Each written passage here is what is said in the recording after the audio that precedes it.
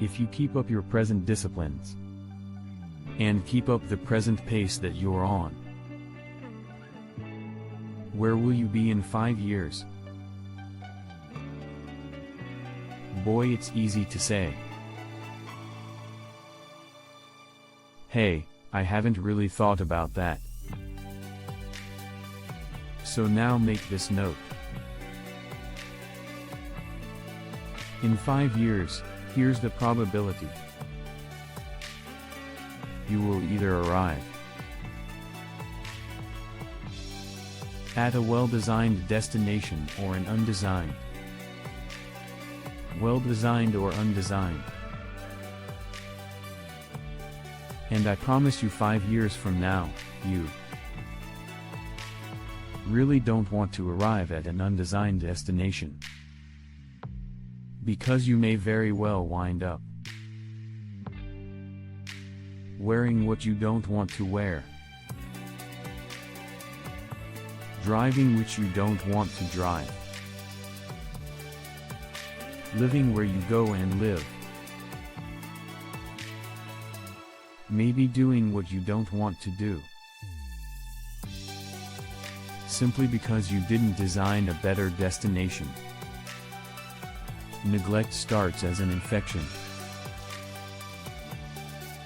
And if you don't take care of it, it becomes a disease. And one neglect leads to another. And the worst of all, when neglect starts, it diminishes our self-worth,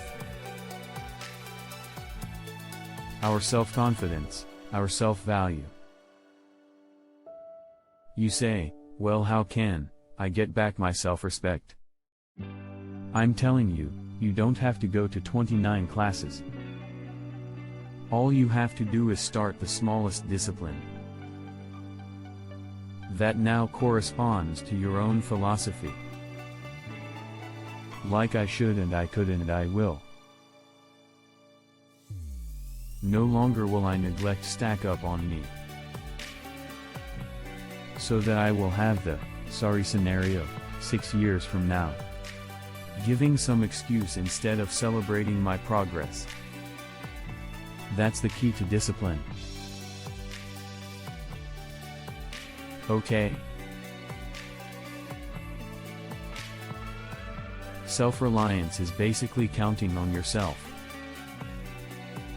taking responsibility for whatever happens to you, knowing that you have consciously made the decisions that are now affecting you, knowing that what is happening now today is the direct result of your activity. What you did yesterday. Now, being self-reliant doesn't mean you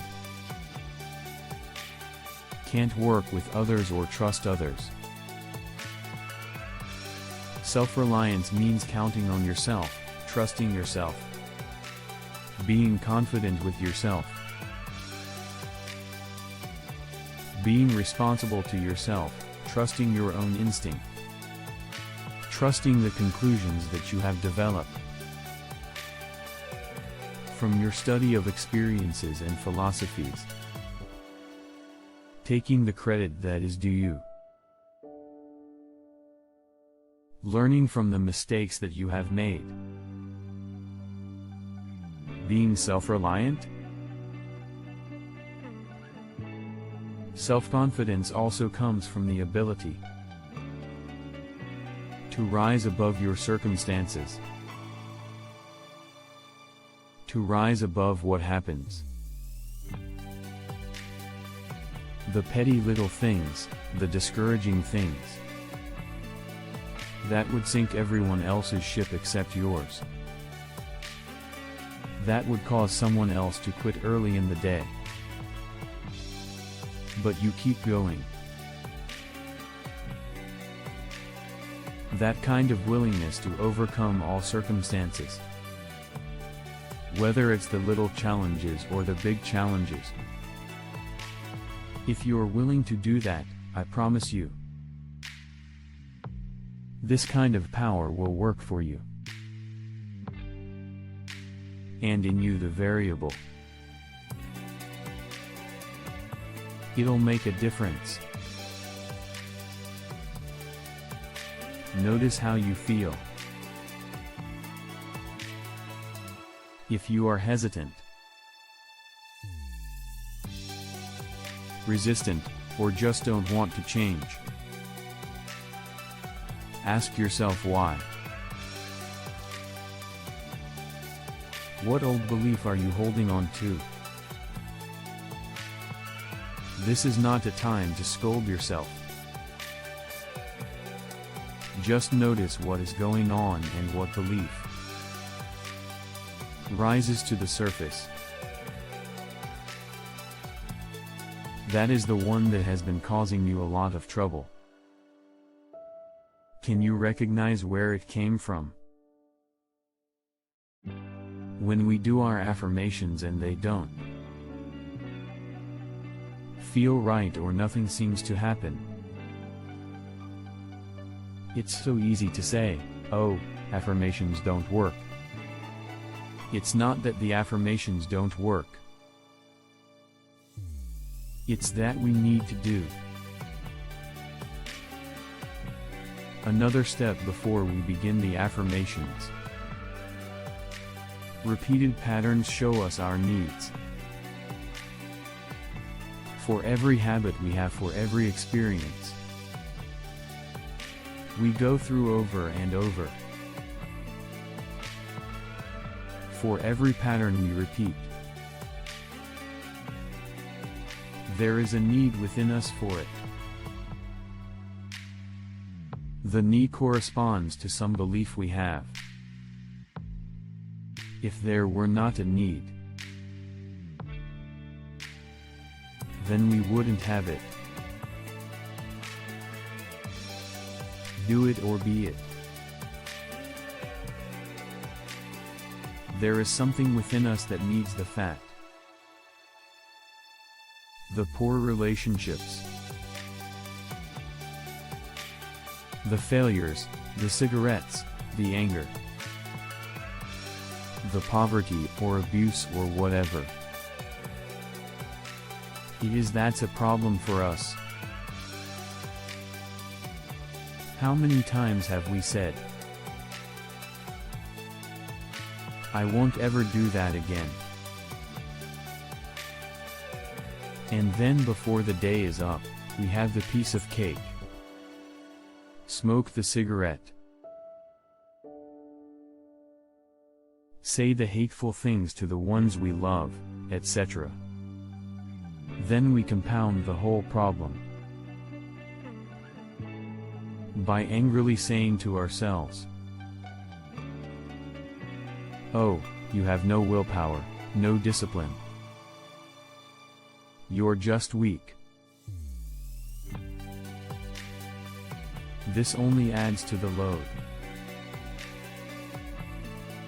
of guilt we already carry.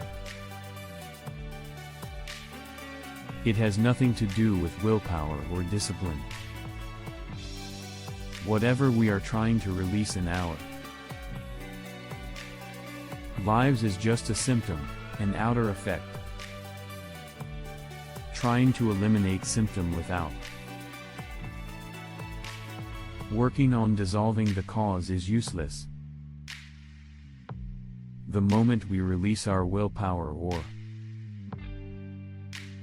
discipline, the symptom crops up again. I say to clients, there must be a need in you for this condition, or you wouldn't have it. Let's go back a step and work on the willingness to release the need. When the need is gone, you will have no desire for the cigarette, or the overeating, or the negative pattern. One of the first affirmations to use is, "I am willing to release the need for the resistance." or the headache or the constipation, or the excess weight, or the lack of money, or whatever. Say I am willing to release the need for. If you are resisting at this point, then your other affirmations cannot work.